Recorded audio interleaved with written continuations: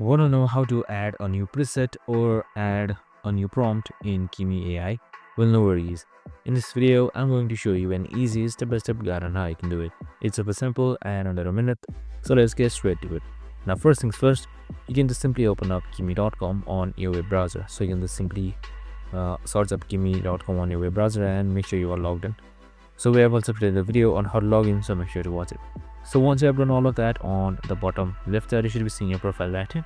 Just simply select it, and right below user feedback you should be seeing settings. Just simply select that, and now once you're on the settings you can simply scroll all the way down, and here you should be seeing presets. So you can just simply select presets, that will be right on the chat.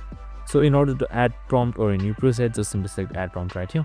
You can either generate a random prompt or you can just simply type in as you want, and once I've run this, simply select new right here, and it should create a prompt right here or trigger word or a simple preset for you. And that's it. Super simple and easy. I hope this video helped. If it did, make sure to like, subscribe and tune in with us for more of these videos. See you in the next one.